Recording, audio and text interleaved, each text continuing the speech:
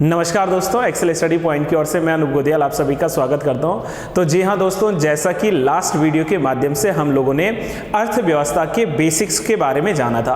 पिछली वीडियो के माध्यम से हम लोगों ने बात की थी कि अर्थशास्त्र और अर्थव्यवस्था किसे कहते हैं, अर्थव्यवस्था के प्रकार कौन कौन से और अर्थव्यवस्था की शाखाएं कौन कौन सी हैं।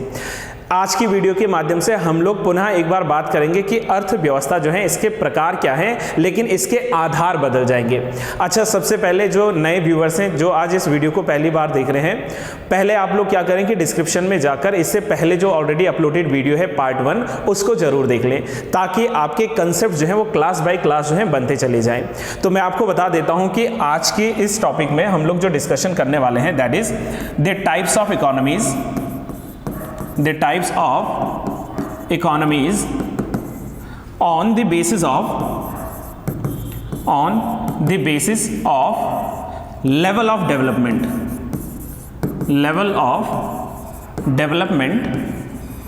and on the basis of the international relationship।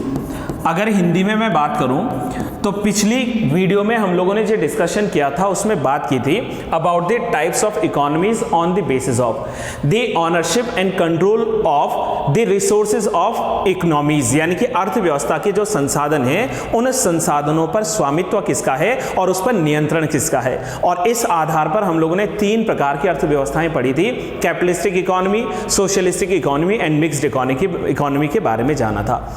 आज के इस वीडियो के माध्यम से जो हम लोग जानेंगे उसमें जानेंगे कि देश में डेवलपमेंट यानी कि विकास का जो स्तर है, इस विकास के स्तर के आधार पर कितने प्रकार की इकोनॉमीज होती हैं और साथ में अंतरराष्ट्रीय संबंधों के आधार पर कितनी प्रकार की अर्थव्यवस्थाएं होती हैं।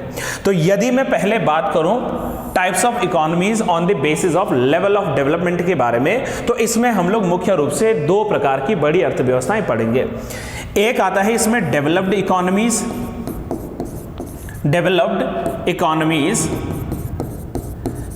दैट इज विकसित अर्थव्यवस्थाएं। जैसे यूनाइटेड स्टेट्स ऑफ अमेरिका की बात करें तो वहां पर एक जो है विकसित अर्थव्यवस्था है, उसके बारे में हम लोग जानकारी लेंगे। और दूसरा आता है हमारे पास में दैट इज द डेवलपिंग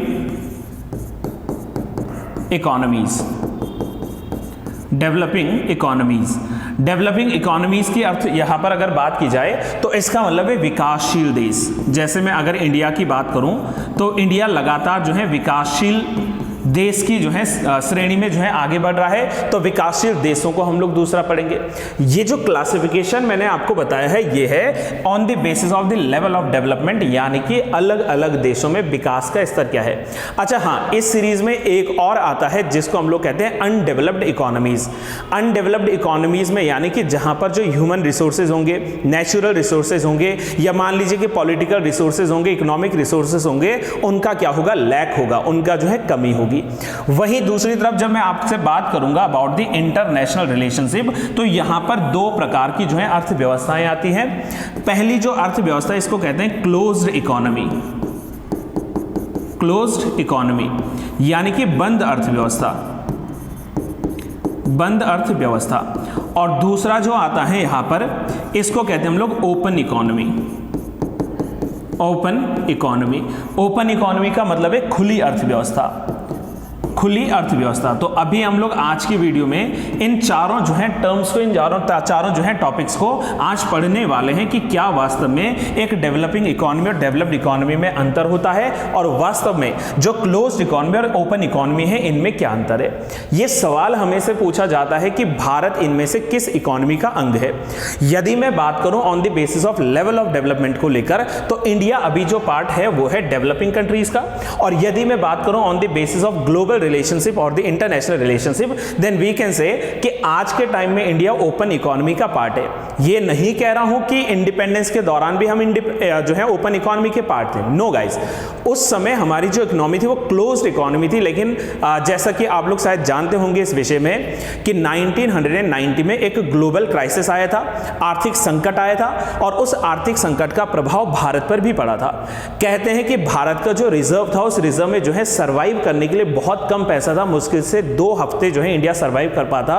तो उस समय जो हमारे इकोनॉमिस्ट एक एडवाइजर थे उस समय डॉक्टर मनमोहन सिंह जी, तो उन्होंने जो है सरकार को ये रिकमेंड किया था कि क्यों ना हम अपनी इस बंद अर्थव्यवस्था को ओपन कर लें। मतलब बंद अर्थव्यवस्था क्या होती है, खुली अर्थव्यवस्था क्या होती है, चलो आज शुरुआत यहीं से कर लेता हूं, ठीक है। बाद में आता हूं मैं कि डेवलप्ड और डेवलपिंग इकोनॉमीज क्या है। पहले जरा इस कंसेप्ट को समझना कि क्यों इंडिया पहले जो है क्लोज्ड इकोनॉमी था और कैसे बाद में ये ओपन इकोनॉमी में जो है शिफ्ट हुआ था।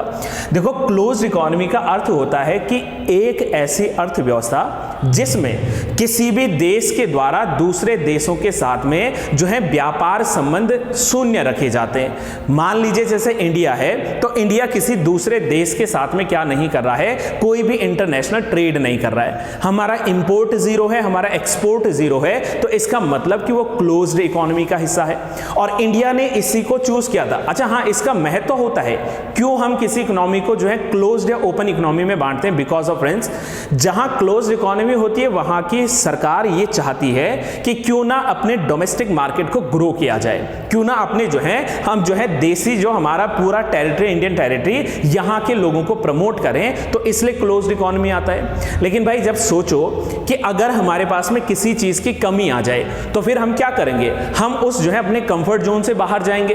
तो इंडिया में भी 1990 में क्या हुआ था उस समय कि आर्थिक संकट आ गया था और इस संकट के दौर में जो है अब इंडिया को सिर्फ भारत के डोमेस्टिक मार्केट की नहीं बल्कि इंटरनेशनल मार्केट की नीड थी। एंड दैट इज व्हाई हमारे वहां पर जो एक कंसेप्ट आया था भारत में जिसको कहते हैं LPG. Now what is LPG?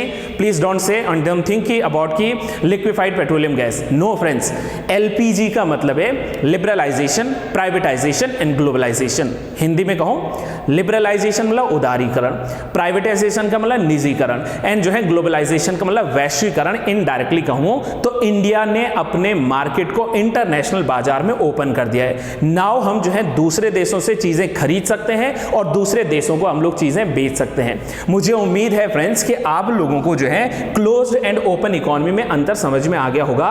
और इंडिया हमेशा से ओपन इकोनॉमी नहीं था, प्रारंभ में क्लोज्ड इकोनॉमी थी और आज इंडिया जो है वो ओपन इकोनॉमी है। एंड एज यू नो कि ब्रिक्स की बात करें, ब्रिक्स आपने सुना होगा इंटरनेशनल ऑर्गेनाइजेशन का बाद, जिसमें ब्राजील है, रशिया है, इंडिया है, चाइना एंड बाद में 2010 में साउथ अफ्रीका जुड़ा था।